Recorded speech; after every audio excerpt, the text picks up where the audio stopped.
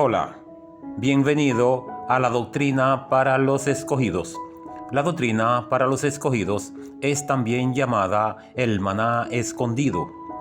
Hoy tenemos la historia espiritual del mundo en que hemos nacido. La historia espiritual del mundo en que hemos nacido.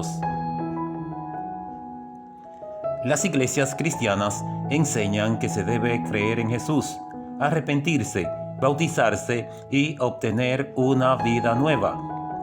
¿Dónde hemos estado metidos que ahora tenemos que salir y empezar una nueva manera de vivir?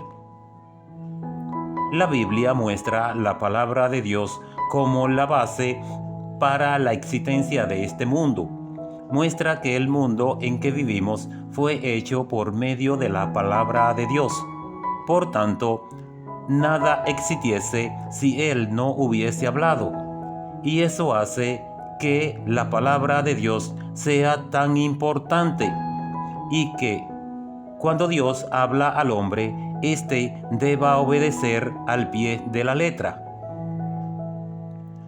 En Hebreo 4:12 dice: porque la palabra de Dios es viva y eficaz, y más cortante que toda espada de dos filos, y penetra hasta partir el alma y el espíritu, las coyunturas y los tuétanos, y discierne los pensamientos y las intenciones del corazón. En Mateo 4:4 dice: no solo de pan vivirá el hombre, sino de toda palabra que sale de la boca de Dios. Y en Jeremías 23:29 dice: no es mi palabra como fuego, dice Dios, y como martillo que quebranta la piedra.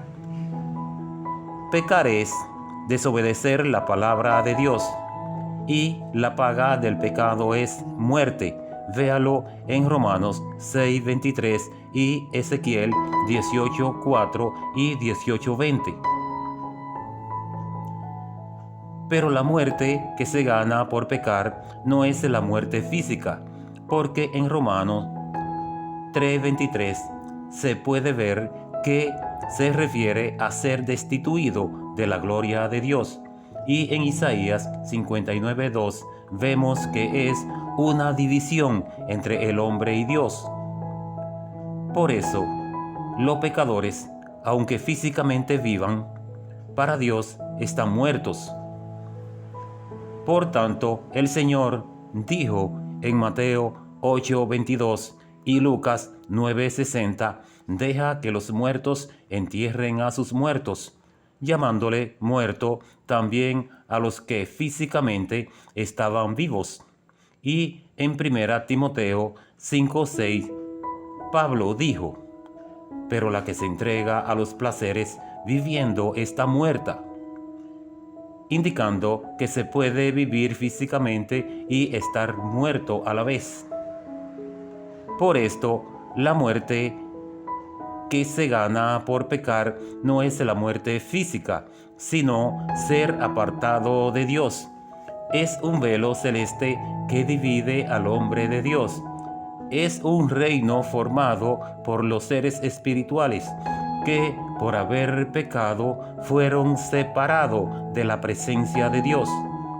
Este reino tiene gobernadores repartidos por todo el mundo, por lo que en Daniel 10:13 el ángel Gabriel dice: mas el príncipe del reino de Persia se me opuso durante 21 días. Pero he aquí, Miguel, uno de los principales príncipes, vino para ayudarme.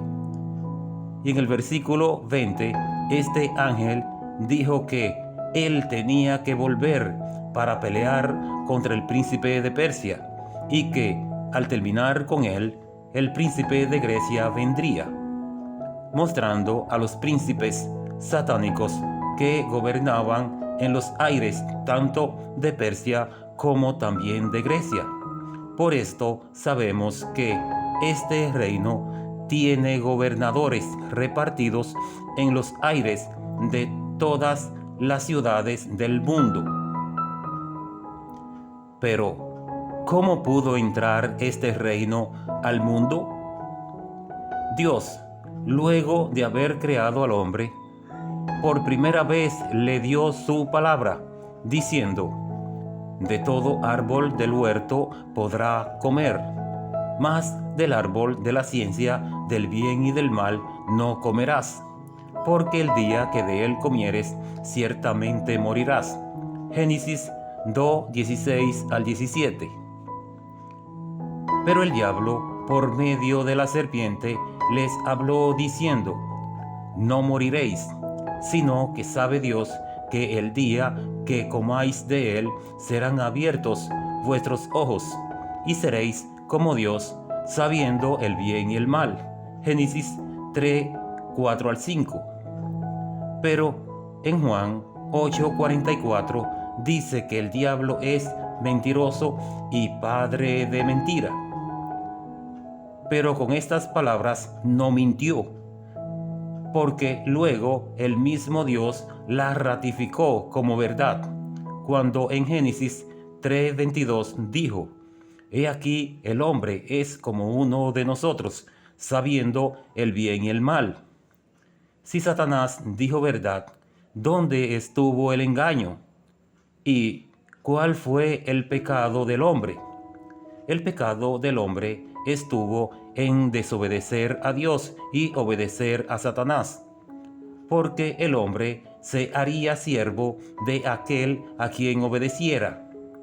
En Romanos 6:16 dice: ¿no sabéis que si os sometéis a alguien como esclavo para obedecerle, sois esclavos de aquel a quien obedecéis, sea del pecado para muerte o sea de la obediencia para justicia? Señor es aquel a quien se obedece, y siervo es quien obedece, por lo que el diablo automáticamente pasó a ser el señor de Adán y Eva, y ellos pasaron a ser sus siervos.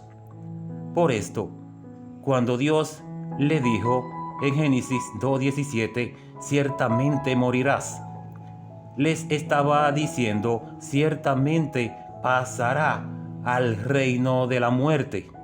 Por esto, en Romanos 5:12 dice: por tanto, como el pecado entró en el mundo por un hombre, y por el pecado la muerte, así la muerte pasó a todos los hombres, por cuanto todos pecaron.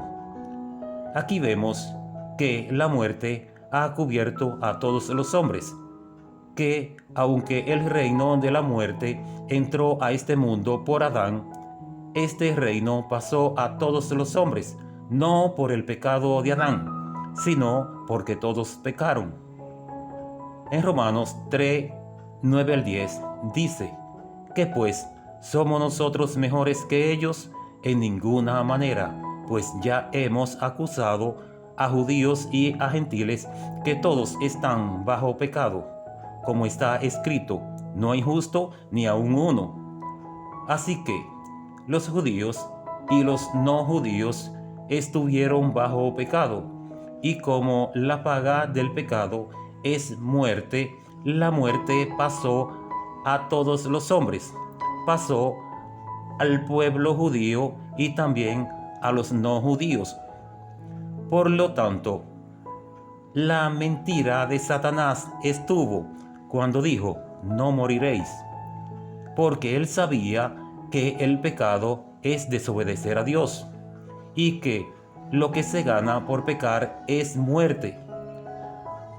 Pero la intención de él era ampliar su reino para gobernar también sobre el hombre, cosa que pudo lograr por medio del pecado del mismo hombre. Pero en 1 Corintios 15:22 dice: porque así como en Adán todos mueren, también en Cristo todos serán vivificados. Ya hemos visto por qué y cómo en Adán todos mueren, pero ¿por qué y cómo en Cristo todos serán vivificados? Cuando Jesús vino a este mundo, no había ni aún uno que fuese justo. Todos estábamos bajo pecado, por lo que el reino de Satanás cubría toda la tierra y los sistemas mundanos que existían llevaban al pecado a todo aquel que naciera. En Lucas 4, 5 al 6 y Mateo 4, 1 al 11 vemos a Jesús siendo tentado, y es donde el diablo le ofrece todos los reinos de la tierra a cambio de que le adore, y le dijo que todos los reinos del mundo a él se le habían sido entregados, cosa que Jesús no refutó. ¿Por qué? Porque él sabía que esto era verdad, y como Jesús en estas tentaciones pudo vencer al diablo, y como él nunca pecó, 1 Pedro 2:22, vino a ser el primero y el único en la tierra que pudo alcanzar la justificación y vivir bajo el gobierno de Dios, y que así el reino de Dios pueda estar entre los hombres. Pero en la cruz él cargó el pecado de todos nosotros, para que nosotros, estando muertos, vivamos por su justicia. 1 Pedro 2:24 e Isaías 53:6. Por esto, para poder salir del reino satánico, es necesario hacer vivir la muerte de Jesús en nosotros, y para esto tenemos que bautizarnos, arrepentirnos, tomar la cena del Señor y empezar una vida nueva.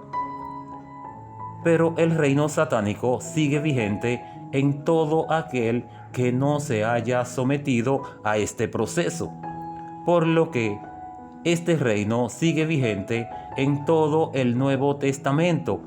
En Juan 14:30 Jesús dijo: no hablaré ya mucho con vosotros, porque viene el príncipe de este mundo, y él nada tiene en mí.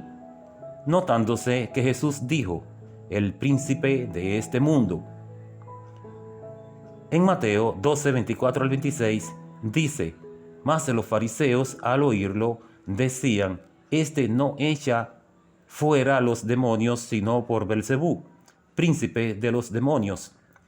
Sabiendo Jesús los pensamientos de ellos, les dijo: todo reino dividido contra sí mismo es asolado, y toda ciudad o casa dividida contra sí misma no permanecerá. Y si Satanás echa fuera a Satanás, contra sí mismo está dividido. ¿Cómo pues permanecerá su reino? En Efesios 2:2, refiriéndose a este gobierno satánico, dice: en los cuales anduvisteis en otro tiempo, siguiendo la corriente de este mundo, conforme al príncipe de la potestad del aire, el espíritu que ahora opera en los hijos de desobediencia. Aquí vemos que este espíritu aún mantiene su autoridad en el aire y que sigue operando en todos los desobedientes.